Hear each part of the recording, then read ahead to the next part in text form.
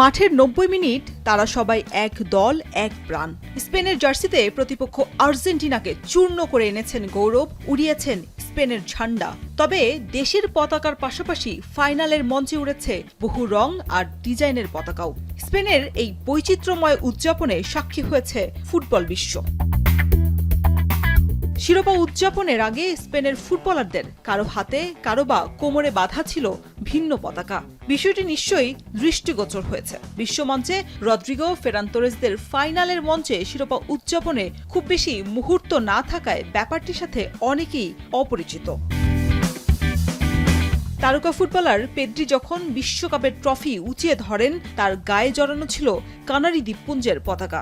একটু দূরেই ট্রফি জয়ের নায়ক ফেরান তোরেসকে দেখা যায় নীল এবং লাল হলুদ স্ট্রাইপের ভ্যালেন্সিয়া অঞ্চলের। আমি ভরসা রাখি হিরন স্মার্ট ওয়াটার পিউরিফায়ারে।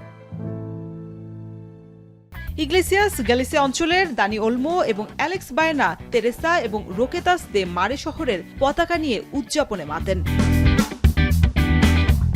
স্পেন আসলে কোনো একক সংস্কৃতির দেশ নয়। এই ব্যতিক্রমী উদযাপনের নেপথ্যে রয়েছে স্পেনের সমৃদ্ধ সাংস্কৃতিক এবং প্রশাসনিক ইতিহাস।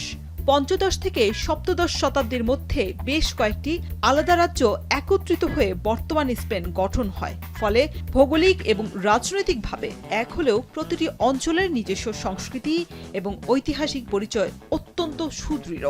স্পেন ১৭টি স্বায়ত্তশাসিত অঞ্চলের একটি ইউনিয়ন। প্রতিটি অঞ্চলের রয়েছে নিজস্ব সংসদ, নিজস্ব ভাষা, আলাদা সংস্কৃতি আর সম্পূর্ণ নিজস্ব নকশার পতাকা। বহু রং, বহু ভাষা আর বহু পতাকার এই মেলবন্ধনই স্পেনের ফুটবলকে পৃথিবীর বুকে অনন্য করে তুলেছে। বৈচিত্র্যের মাঝেই যে আসল সৌন্দর্য আর শক্তি, তা স্পেনের ফুটবলাররা আরও একবার প্রমাণ করেছেন ট্রফি হাতে নিয়ে। শরীফ রওশন, এখন।